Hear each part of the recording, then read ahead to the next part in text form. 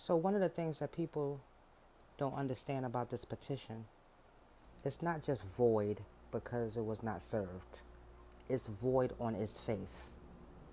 See, he filed in June, but a lot of people don't really understand. He just has the people around him, and from the outside looking in, it looks like, oh, he won a petition. He won the custody of the kids. No, he didn't. He defrauded the state of North Carolina. He basically entangled his attorney, and she didn't have enough ethics, integrity, nor probably the capacity to pull out. So after she was harmed, like me, normally people just say, oh no, this is not right. But when somebody wears a mask, that is for their purpose. That is for their benefit. So unfortunately, you do things under a false impression. You do things, or you extend things, or you take risk under somebody else's transactional motive. And like myself, I thought he was family. Look what I'm sitting in. She was just sitting in her office one day, and he walked in and literally recreated himself with a piece of paper. But she did not know he was a pathological liar. But Ashley was sent proof. So when you see the first major red flag, he says that the relationship ended in 2021, and that is a lie. But when you think about why he ended the relationship on paper in 2021, it becomes criminal. In its simplicity, anybody that can remove years from a relationship and mentally offload with no empathy, $90,000 worth of debt, domestic violence, criminal charges, that is beyond human. It's pathological. It's disgusting. It's criminal. If you don't know anything about pathology, you wouldn't know what narcissistic leaks are. So leaks are normally when reality coincides with agenda, ego, but they leak out certain information along the way. So a lot of times if you get caught up in narcissistic abuse, or unfortunately if you're a victim of it, once you get back to your normal self, if you do what they call as pattern mapping and you go back, you usually can find the leaks of whatever you're sitting in. So if you've been betrayed, you would be able to go back and find where there were leaks that they was betraying you. So right here you will see where he says randomly, because during this time I'm just waiting, according to his word, for him to pay the restitution, for him to pay the debts back.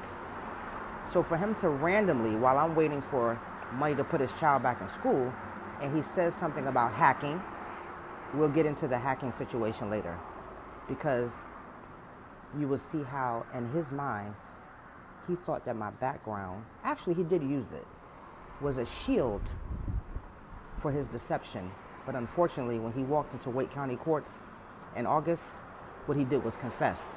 Because when you remove a timeline, and inside of that timeline is debts, criminal charges, and behavior, you just basically told on yourself. But that's the beautiful thing about narcissistic abuse. They're not very smart. It's pathology.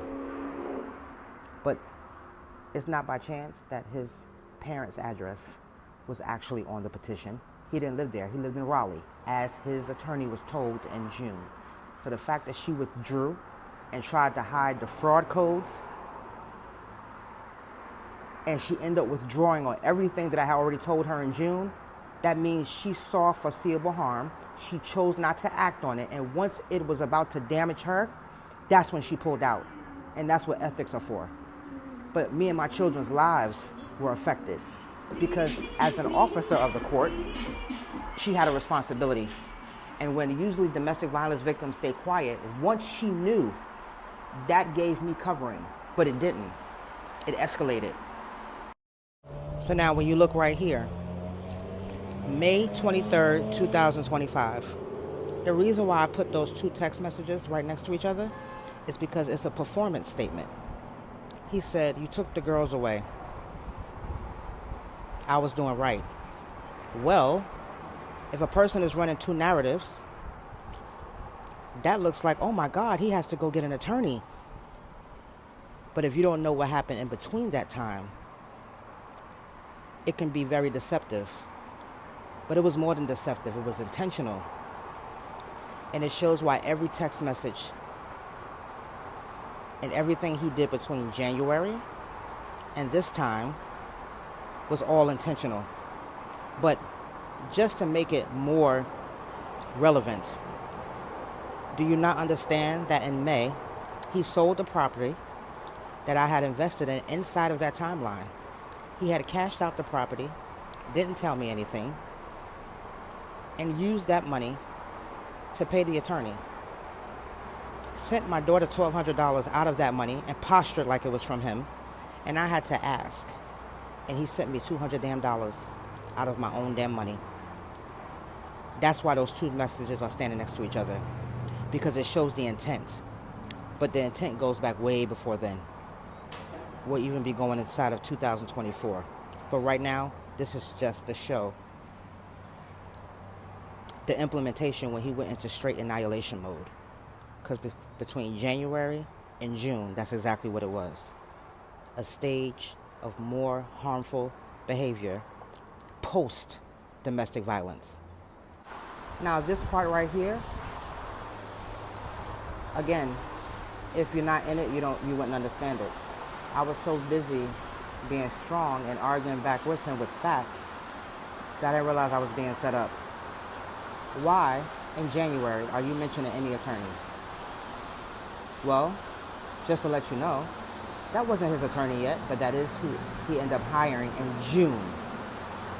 Let me say that again. He hired her in June.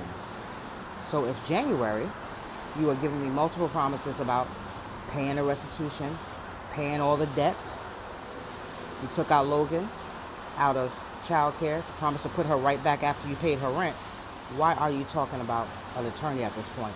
You really should be getting a criminal attorney, because I was head-butted, a child called the police. I didn't press charges, but at the time when we broke up in July of 2023, I was out on bond, again from one of his mess-ups. The money was supposed to return back to my account within 3 days. It never did, and a warrant went out for my arrest. But the crazy thing is,